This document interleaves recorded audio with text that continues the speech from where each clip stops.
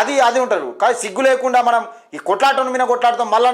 మల్లన్నకు డబ్బులు ఎలా వచ్చినాయని మాట్లాడుతున్నాడు. కానీ ఈయన గతంలో చెప్పినా ఇప్పుడు కూడా చెప్తున్నా, మల్లన్నకు అక్రమంగా ఏమైనా సంపాదించుంటే ప్రతి ఒక్కటి అకౌంట్లోనే పడుతుంది, ఫోన్పే గూగుల్ పే ద్వారా.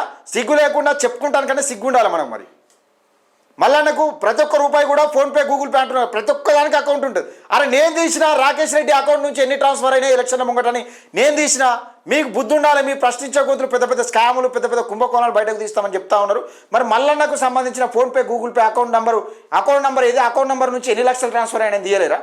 అని తీయగలరు, కానీ అందులో ఏం లేదు. గట్లా సిగ్గుశరం ఉండాలి కొంచెం మనం మాట్లాడడానికి. ప్రశ్నించే గుంతులని ప్రశ్నించే గుంతులు మన ఈయన సందు దొరికినప్పుడల్లా మల్లన్ననే, ఈయన టార్గెటే మల్లన్న. ఇక ఆయన విషయం విడిచిపెడు. ఇక ప్రియా చౌదరి, ఈమెకేం తెలుస్తుందా మన బీసీల బాధలు? ఈమెకేం తెలుస్తుంది? 4 మాటలు మంచిగా మాట్లాడితే ప్రశ్నించే గొంతు అవుతారా?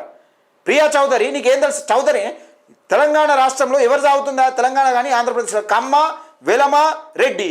మా బీసీలు ఏడున్నారు? మా బీసీలు ఏడున్నారు అంటున్నా. మా బీసీ ఎస్సీ ఎస్టీ మైనార్టీలు ఏ పదవులలో కీలకమైన పదవులలో ఉన్నారో చెప్పాలి ప్రియా చౌదరి.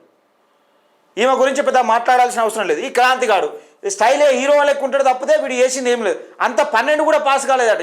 ఈడు నేను పెద్ద జర్నలిస్ట్ అని చెప్పుకుంటాడు. వీడు సందు దొరికినప్పుడల్లా మల్లన్న తిట్టడమే, ఫస్ట్ మల్లన్న తిట్టడమే. టార్గెట్ ఏంటంటే అరే నీకు దమ్ము ధైర్యం ఉంటే మల్లన్న ఒక్క కుంభకోణం బయట తీరా. మల్లన్న ఏదైనా తప్పు చేస్తే మల్లన్న ఏదైనా నిజంగానే అక్రమంగా సంపాదించి ఉంటే ఒక్క అవినీతి చేసినట్టుంటే అవినీతి ఆరోపణలు చేయడం కాదు, బయటకు తీరి.